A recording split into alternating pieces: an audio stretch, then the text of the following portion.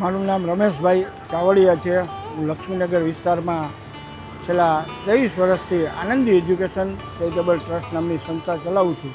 આ સંસ્થા દ્વારા સર્વજ્ઞાતિ સમૂહ લગ્ન છેલ્લા 23 વર્ષથી અવિરતપણે આ સંસ્થા દ્વારા ચાલુ છે।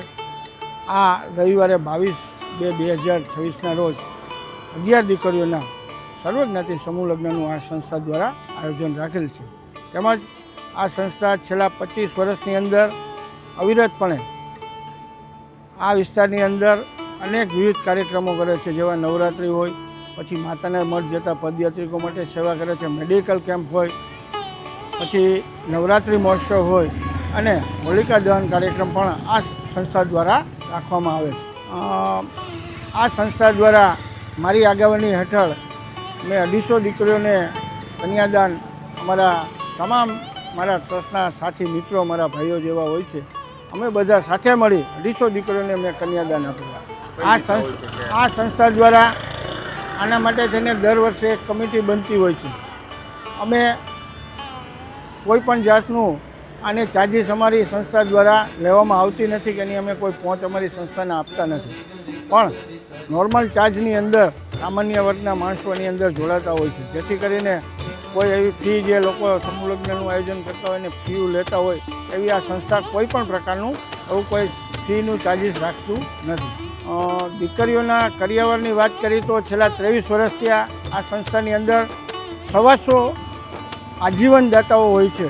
એ આજીવન દાતાઓ છે જે હું નામ ક્યારેય ફરતું નથી, દર વર્ષે જે લોકો આપે છે એ આજીવન દાતા તરીકે 185 જેવી આ દીકરીઓને કરિયાવરની વસ્તુ મળતી હોય છે।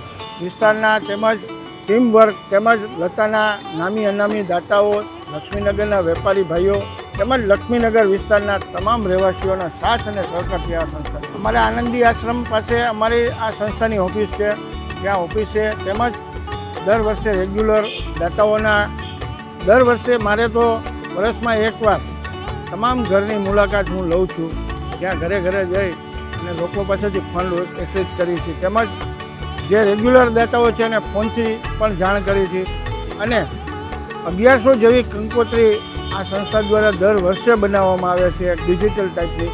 એ કંકોત્રીઓ અમે ઘરે ઘરે જઈ અને વિતરણ કરી। ઈચ્છા તો એવી છે કે આ સંસ્થા આનંદી બાપુના આશીર્વાદથી છેલ્લા 25 વર્ષથી આ રજિસ્ટ્રેશન છે।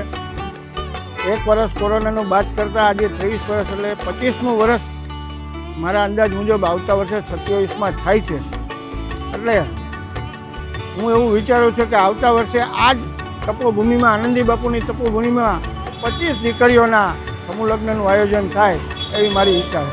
વિનંતીને અપીલ કરું છું કે મારે આવતા વર્ષે મારું આયોજન જોવા માટે પધારે અને આવતા વર્ષે 25 વર્ષ આ સંસ્થા પૂરી કરતી હોય છે તો વિસ્તારની પણ એવી લાગણી અને મારી તો પૂરેપૂરી લાગણી છે કે 25 દીકરીઓ આ આનંદી બાપુની તપોભૂમિમાં પરણે અને અમારો સંપર્ક કરવો હોય તો અહીંયા અવિરતપણે અમારી સંસ્થાના 2 લોકો 5 લોકો અમે અહીંયા અમારી આનંદી આશ્રમની બાજુમાં અમારી ઓફિસ છે ત્યાં, એમાં મોબાઈલ નંબર 958160 33033 આ નંબર સંસ્થાના પ્રમુખનો છે, તેમજ 95747 3434 આ બીજો એક ત્યાં અમારે રેગ્યુલર દિલીપભાઈ છે એ ત્યાં વ્યવસ્થામાં બેઠા હોય છે, તેમજ 74523 એ અમારા હિરેનભાઈ અમારા ખજાનચી છે એ પણ રેગ્યુલર ત્યાં બેસતા હોય છે।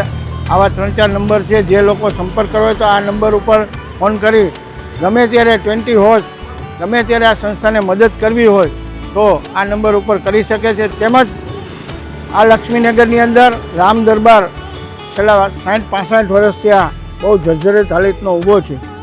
એ અમારું એક સપનું છે આ સંસ્થાનું કે એ મંદિર ભવ્યથી ભવ્ય રામ મંદિરનું નિર્માણ થાય। એની અંદર પણ હું અપીલ કરું છું કે અવિરતપણે આની અંદર અમને દાન મળે અને આ મંદિરનું નિર્માણ થાય એના માટેની ખાસ કરીને રાજકોટવાસીઓમાં આ ચેનલના માધ્યમથી જેટલા લોકો જોતા હોય એ લોકોને હું વિનંતી કરું છું કે અમને આની અંદર સહયોગ આપે।